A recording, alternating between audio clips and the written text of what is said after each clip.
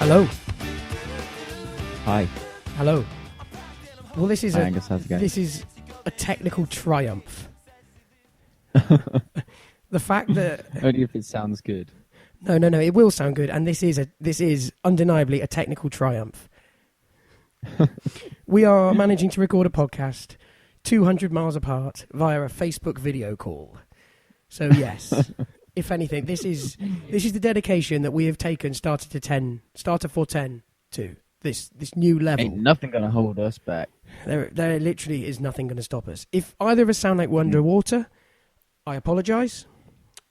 Hopefully we won't. We won't. This is the sad. Well, it's not the sad. I don't. Oh, hang on. Nah, it's not the sad, unfortunate. This is what happens sometimes. From time to time, I am taken away to the hospital and constrained. There's no heart rate monitor or something. No. Oh, could you hear the monitor? Oh, there was a fridge alarm. Don't worry, I don't think that picked up. Yeah. It's, yeah. So there we go. I don't really know how to explain this over podcast very well. Probably won't bother, actually. Yeah, I'm in hospital. Have been for ages. It's rubbish, but we've covered this before. Covered it on a cystic fibrosis special of the podcast, no less. Yes, go back and listen to our cystic fibrosis special, and you'll. Yeah, we didn't really cover on what was going on, but it. yeah, basically I'm in hospital in London. George is still in Devon, keeping the home fires burning. Have you had a good week? Oh yeah. Yeah, you. Oh mate, what a stunner of a week. Do we need to worry about that alarm or? No. I don't think that's picking up. It's not picking up on my end. But yeah, I'm not even going to try and explain. So all Anyway. George is commenting on is an alarm that you can't even hear on the podcast. I hope you can hear it, otherwise I'm going to sound like an idiot. You already do. Yeah, so I've just had one of them weeks, to be honest. One of those weeks where you just tick it off, and it's gone. It's been and done. And I'm happy to see the end of it because it's another week that I don't have to go through and I'm closer to being home again. There we go. Leave it at that. Good. So yeah, right. I started for 10. Started for 10. Straight in. Let's go. It's one I've spent a lot of time on the internet this week, and this was a classic that came up. Policeman barks like a dog to arrest a suspect in Swindon. Oh yes. What? Yeah, you heard. Okay, go on. We're going to have to explain this. What was this? A policeman has told how he barked like a dog in order to fool a suspect and arrest him. PC Steve Hutton and other Wiltshire police officers had tried to pull over a suspicious vehicle travelling over the speed limit in Swindon. A stinger device was used and 4 occupants fled on foot. As he chased one of the men, he decided to shout that he had a dog and added a few fake barks, which made the man give himself up. Oh, that's brilliant. He stopped, and then when he realised there wasn't a dog, it was too late and we'd already arrested him. By the look on his face, you could see he was a little disappointed with himself, apparently. I have a few questions about this. Okay. Why did PC Steve Hutton think at any idea it was a good idea to pretend that he had a dog in the heat of battle while he was fleeing? Also, how realistic were PC Steve Hutton's dog sounds? He must have been pretty good because he obviously fooled them. Yeah, he must have been. I don't even know how. He must have been unbelievably good to fool. I think I can make pretty convincing barking sounds though.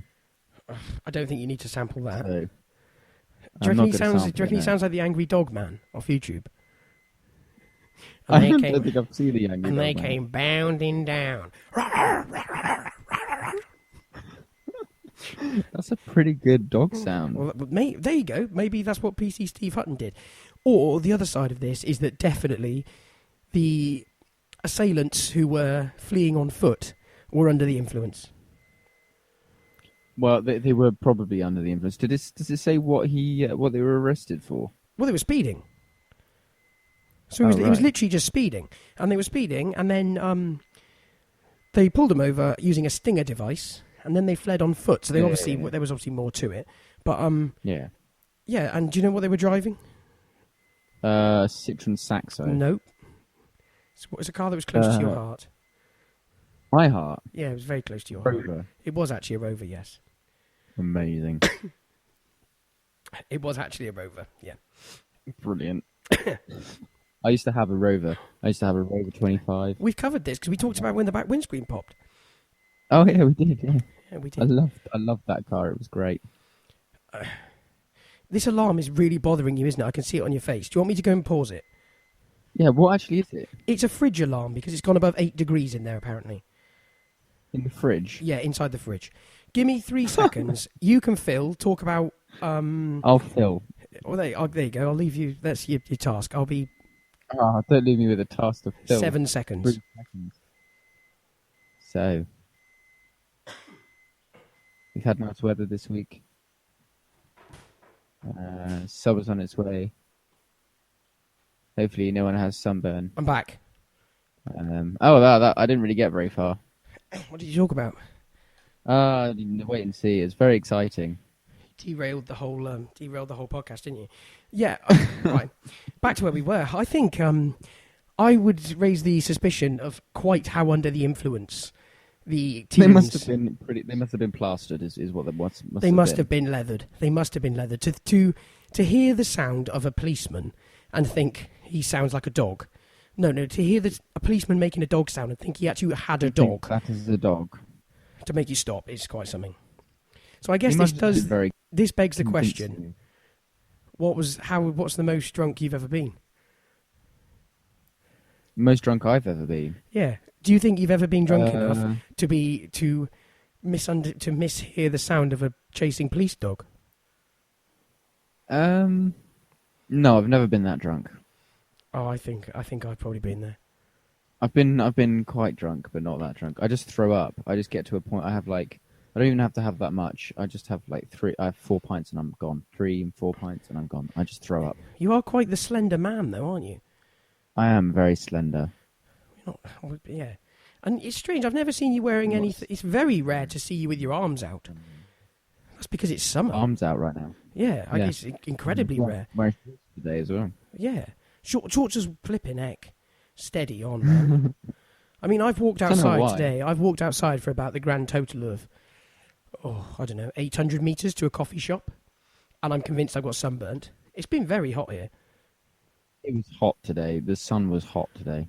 Yeah, it was really hot. It's warm. It's close. It's too hot. Go away. Yeah, I was thinking about. I was talking to a friend the other day about getting absolutely leathered, and we were trying to work out the first time we ever got leathered. And I have a rather unique story that I don't think there's going to be many people who've. This was the first time they ever got drunk. So we Go on. Right. A friend had a big family party, and they got a full keg of beer in, like an 8. I don't know how many pints is in a keg of beer. 74 pints, 80 pints, maybe. I think I can't remember the exact. Quite number. a few, I think. Yeah. Yeah. Well, basically nobody touched it. So for the week after, this keg lived outside the house on a patio, and we were playing around in the garden and we were messing about, and we devised a drinking game, aged 13, on a Friday afternoon, where we got IKEA cups, like the plastic kids red and yellow green cups. Yeah. Yeah. 250 millilitres maybe. And the game was you ran across the garden with a tray, and the first person filled up 1 cup, and then you necked it, and then the other person matched it, and then they do 1 cup. So then that's 1 cup down, and then 2. Then you go neck 2 cups, and 3 cups, and 4 cups back to back. Where at this point you are pretty much downing a litre of ale, age 14, right? We don't remember quite how many cups we got to, but rest assured, we were both 14 years old on a Friday, absolutely going for it. And it was the first time we'd ever really had access. It was the first time we've ever really had access to beer to be able to do this, which was bad news. This is where the story gets ridiculous. We were both members of Scouts, and it was a Friday night, right? And we were going rock climbing that evening. If somebody listens to this, nobody died, nobody loses any licenses, it's all fine. We turn up at rock climbing, genuinely, absolutely spangled. Absolutely at age 14. And we were just laughing and couldn't even walk in a straight line, like couldn't keep it together. And I guess the reason how we managed to get away with it and it worked is because you would have just thought we were being stupid, because there is no way in their right mind that they would have thought that there was two 14-year-olds absolutely leathered on Dartmoor jail ale that they'd been sat drinking all afternoon. We drank it so fast that by the time when we walked to the climbing centre, like in the town, and by the time we'd walked over there, it all started kicking in. And oh my, it was honestly been off your face. We were Absolutely off your face. We were absolutely done, and it was hilarious. I don't remember that. This is the thing when we look would have been there. when we look back on it. Yeah, but it was quite funny, and it was definitely the first time I ever got drunk. And I don't think many people know that. And I think my mum and dad listen to the podcast. And I'm pretty sure this is how my mum and dad are about to find out the first time I ever got drunk. Did they not wonder what happened to the beer?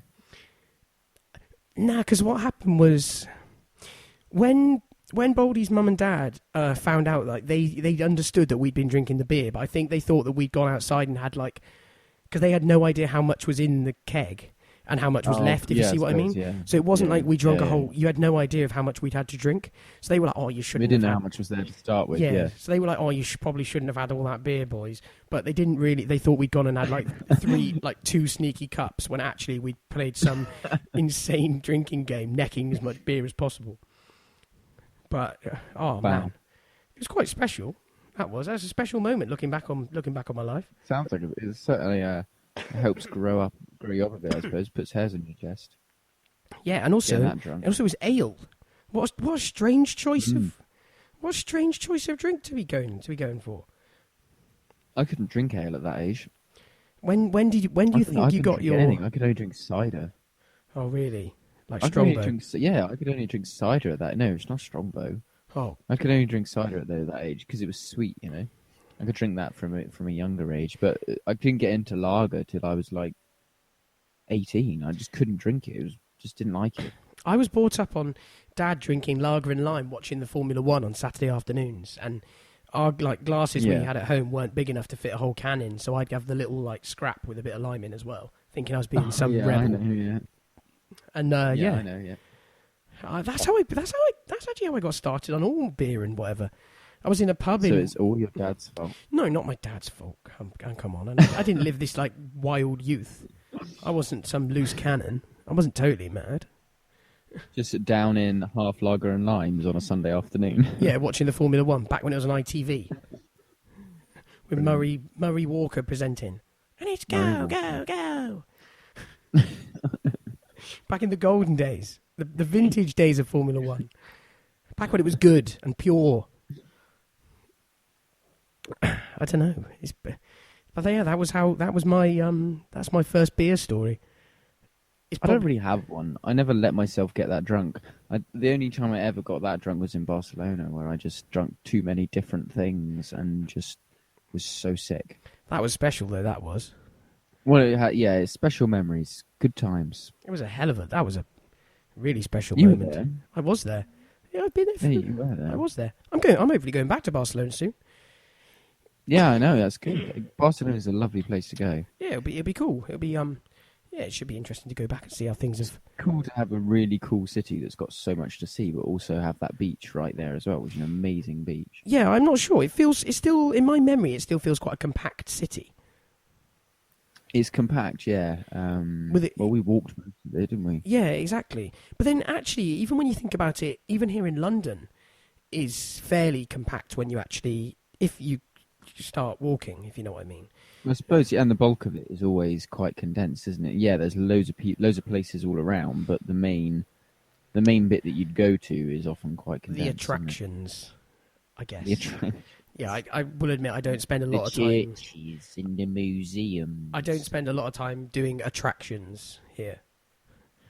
No. So you haven't been to any of the museums? Oh, I have been in the past. Yeah, I've been to I'm literally just out the road from the Natural History Museum. Natural History, yeah. Out my window, you can see, if you get the angle right and you crane your neck a bit, you can see the top of what's it called? The Royal Albert Hall, and like the Hyde Park, really? edge of Hyde Park, and the big monument there. Yeah. So if you, The Royal Albert Monument. yeah, it would be. Actually, thinking about it, yes, it would be the Royal Albert Monument. I know it well. So yeah, so I'm pretty. It's fairly central, but it's okay, isn't it? You know, make the best of a bad situation. It's been a. I once was there, the Royal Albert Memorial. I went to meet a YouTuber. This YouTuber came from America and had a get together in London, and I was like, "Fuck it, let's go for a ride up there." To Toby Turner, to Buskers. Isn't he being done with like rape this week? No, that was a while ago, and it's all contested. No one actually knows what's going on with it. Okay, well, we shouldn't have said that. So then this could be libelous. Well, yeah, she said that he did, and he said he didn't, and that he's been off of the radar for like 2 months now. Nobody really knows what's going on. So, who knows really? But it's not. It seems to be happening a lot now. YouTubers and stuff are becoming. They're getting too much. It's too much. Yeah, I think there's too. It's become. Well, the thing is, it's funny actually because I saw it in London when he came because I don't think they really realise how popular they are. Like they know that they have millions of people who watch their videos, but they don't really realise that they're considered as celebrities and considered as on the same level as like actors and things. Yeah, exactly. And they don't the really same. realise. This was yesterday. I remember seeing it pop up on what you call it, flipping Newsbeat on Facebook. Yeah. There was they're called the Dolan twins. I've personally never heard of them, but they're a YouTube people who'd gone and held a concert somewhere or just an appearance or something in New Jersey, and there was basically a flipping Hillsborough Tragedy crush. And they had this is what I was getting to. Yeah. This is what I was getting to with Toby Turner. So me and my girlfriend come up to London for the day and just make it a bit of a trip as well so that we can, meet him. This was years ago. Anyway, so the way we were meeting was he was going to meet us there at the Royal Albert Memorial. Anyway, so, I expect there to be like 50 people there. There's like 500 people there. It's absolute carnage, okay? He finally arrives, sees how many people there are. People are going absolutely mental. He's caught in the crush. He's caught in a massive people. He is. I say 500, maybe a little bit less, maybe like 300, and everybody's moving, like huge crowds, and he's trying to push through crowds to get up. So he climbs up the steps of the Royal Albert Memorial so he can talk to everyone. And try to get everyone to stay at the bottom. Up. Yeah, but then everybody's climbing up as well. You have people climbing on the railings. So he's he jumps up. Oh, he goes over the railings to try and put some distance. But then people climb over the railings. So then he has to jump back over the railings, cuts his arm in the process. Oh my! And then so it was fully mad. It was fully mad. So at this point, the police and ambulances and stuff had already been called. What? We're about 15 minutes in. Yeah, he finally gets some space and absolutely dashes it into a cab and just gets into a cab and shuts the door and goes. And you see, because he obviously recorded it, he vlogged it, and then you see him getting into a cab and just rushing off, and the cabbie's just like, "Who are you?" Yeah, what the hell has happened? Loads of kids like everywhere, all around the car and everything. Anyway, then you have like ambulances and police arriving and stuff, and it's just absolutely mental. So by this point, I am well gone. I am like in the distance watching this all unfold. Yeah, it's not really what you went for. This is a bad situation to be a part of. Yeah, it's a strange culture, though, isn't it? It's a very odd culture, and the problem is it's like Beatles culture. It's like Beatlemania, but on a new scale to people who haven't expected it. And I think that's and they don't have a support. They don't have a support network either. They don't have managers. They don't have people who are in the industry and know the industry and know how to react to these sort of situations. The whole thing's quite bizarre because it all runs around advertising money and paid endorsements and all that kind of stuff, doesn't it? Yeah, exactly. But it's all horribly secret within that paid advertisement and everything. It's very it's odd. Nobody's like contractually, they're not allowed to talk about what they do or how much they get paid for anything. Yeah. So it's almost like a bit of a Wild West underworld going on. It is a bit weird. The whole thing's a bit strange. You have these random people who just make videos in their front room or whatever, and they earning hundreds of thousands. Yeah, and also it's awesome. This is the beauty of podcasting as well, I guess. I mean, it's accessible. Anyone can do it. Like if you get your if you literally sit down and record a microphone, record it on wherever you want, upload it somewhere, if we can do it with you in London and me here, it literally is. Anyone can do it. But it's so accessible. But then the flip side of that is it a good thing to be? I mean, it's very we're sitting here on very dodgy ground, aren't we? I mean, everyone's entitled to do what the hell they want, but realistically, it's the whole internet debate, though, isn't it? Yeah, there's a huge internet debate about it. Like, there's so much freedom of information, but is it a good thing that people can get whatever information they want about anything? And also, I think people can get themselves into quite deep water broadcasting things and gaining notoriety or fame or something that potentially their personality type can't deal with, and there is literally no support network. There is nothing. Like you say, it's okay if Tobuscus, Toby Turner, all these people decide. To be fair, nowadays, by the time they reach the point where they're having public appearances, they've normally got like some kind of management going on and stuff. But we'd think so. Yeah, he didn't. But yeah, but it's it's not. It's a very strange, fast evolving world, isn't it?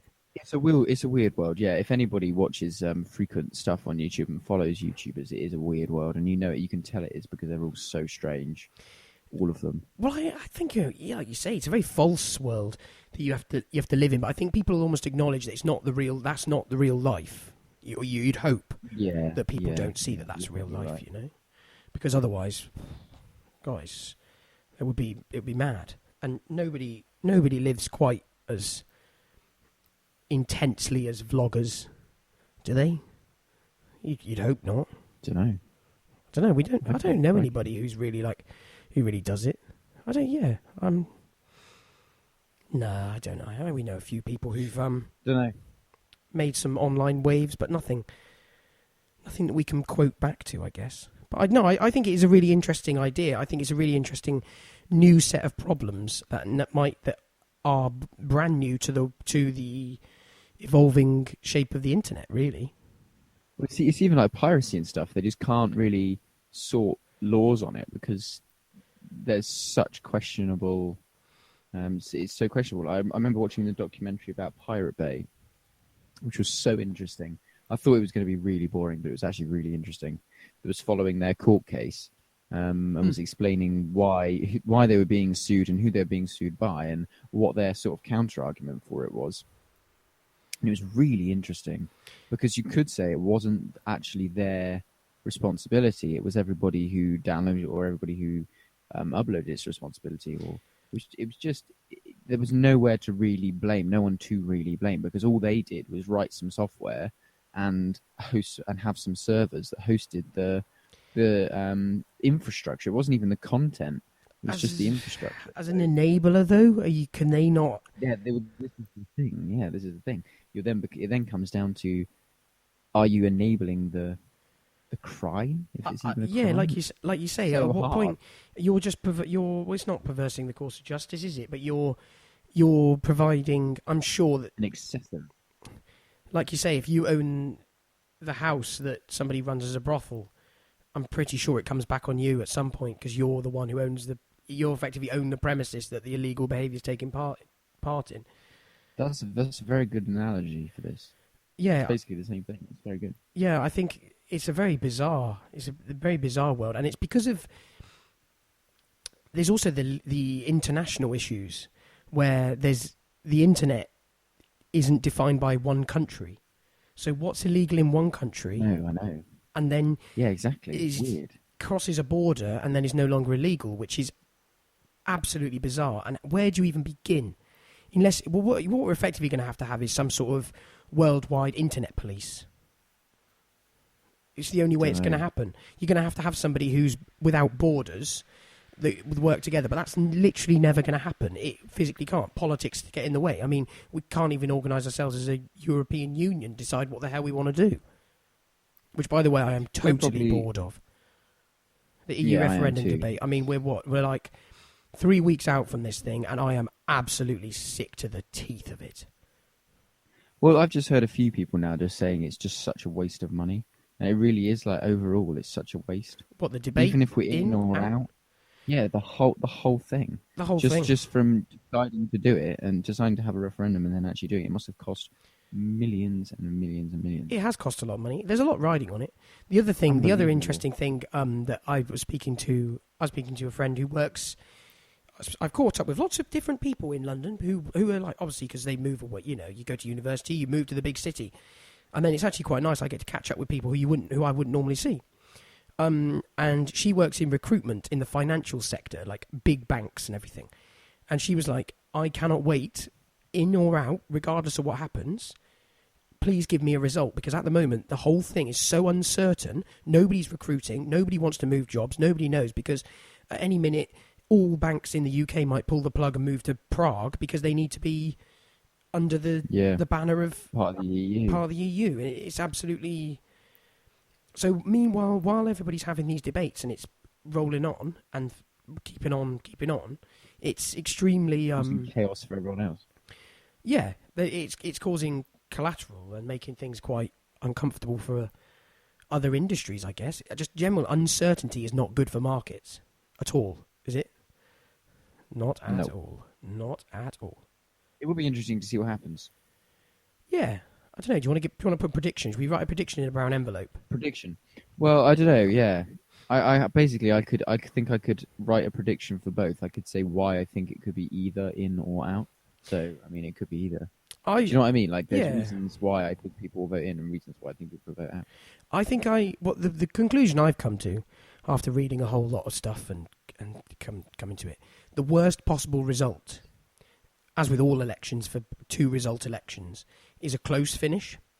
A 51-49 in either direction is absolutely catastrophic, because at that point you've got the greatest proportion of people who are annoyed, and it still leaves a question. Whereas if you've got a clear margin, if there's a slightly clear margin, it's jobs are good, isn't it? There's no going back on it. It's really difficult, and I think. I'm not sure. I think the way all the polls, and also you can't read. I mean, you can't read into what's pre-predicted by polls either. It's very. They change their mind like the wind. The thing is that you just don't know how accurate they are, do you? Really? Yeah. Have you ever been polled? You know what I mean? Have you ever been polled? I got a phone call the other day that I think was probably me being polled. But Oh really? Yeah. But like you say, but then. They don't. I don't think they cover it. I don't think they use a broad enough. I don't think they poll. Probably not. No. A broad enough. Say, okay, we're gonna poll everyone in Surrey. Exactly, and then you're gonna get results for Surrey. Exactly. It's bizarre, and also how you don't. I've got to admit, I'm not particularly kind to cold callers on the phone. I'm not a savage, but I'm not. They annoy me. Yeah, greatly. Yeah, and oh man, I had one the other day. Who? What did he say his name was? He was an Indian chap who'd obviously been told that he had to have an English name to relate to the. And he was like, "Hello, my name is Happy." So he's like, "Good morning, my name is Happy. How can I help you? I work for a survey." And I was like, "Pardon?" And I asked him and he said his name like 3 or 4 times. And I was like, I don't want to do the survey, and your name isn't Happy. I can't do this. I'm not in the mood. I'm not in the mood at all. But yeah. I'm pretty sure I saw recently. What was it? It was like the Beautiful Business University or something. Really weird. It was in India. It had a really strange name. Oh, there was a beautiful or happy. There was a. Is it the University of Loughborough are offering a degree in memes?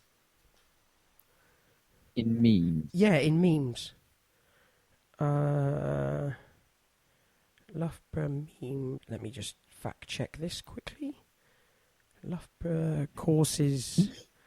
It was on the BBC. A thing in. It might be. I think I might have been fooled here by Facebook. Okay. Yeah, it's somebody's edited the page, but yeah, I was sorry. This is a false alarm. This is embarrassing, isn't it? This is why we fact check. I've had the wool pulled over my eyes. Loughborough University will not be offering a degree in dank memes. But God, I wish Dank. they were. Wouldn't that be fantastic? Dank memes, that would be amazing. Dank memes can't melt steel beams. Got to remember that.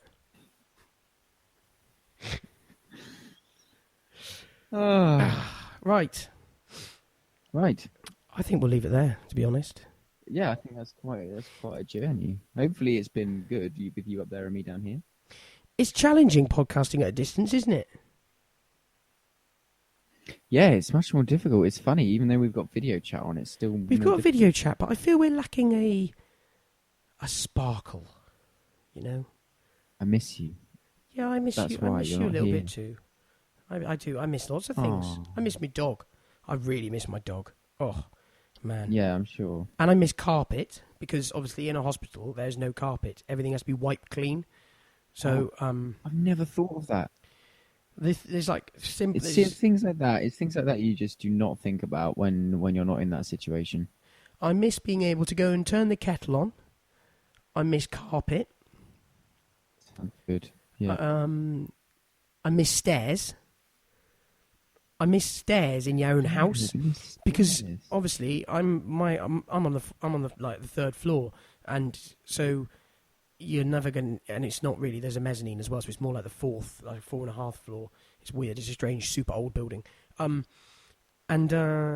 you're going to use the lift every time. So all I do is get the lift up, and then so I don't walk on the stairs. So when you just got a real urge to just dash up the stairs to go and get a pair of socks before you go out. I miss that. I can't just give you a list of things I miss. It's going to turn into a very sad nihilist point of view. We'll see. Still. But yeah. All right then. Wow, that was still quite a journey, that, isn't it? I don't even From know. From a policeman making dog noises to catch a criminal. Yes, impersonating a dog. 2, I don't really know. Where did we finish? I'm going to have to look up. Where did we finish? Finish at things I miss because I'm in hospital. Yeah, that's where we finished. That Angus misses carpet. Yeah, I don't have a thing for carpet. Honestly, I don't have a thing for carpet. A funny story here. Last little quick one. Friend of the pod, Mitchell. No, I can't say this. Must censor. There's a line. It's nothing to do with Mitchell. It's to do with somebody. I've said too much. Way too much. We're shutting it down. We're shutting it off. Shutting it off before somebody gets in trouble. Right. See you soon, guys. You can follow us. Follow us on Twitter at Starter410pod. We're on Facebook at Starter410. Yeah, keep us up to date with there. Whoa. Wow, that was loud. Yeah, it was a supercar going past, that was. Then we've got, available on all the usual outlets. Jobs are good. And we'll be back podcasting with more enthusiasm, more vigour, not a 200-mile distance, less alarms, less yawning, less... We'll keep it together. Right. See you then. Cheers then. Bye. Hey, guys.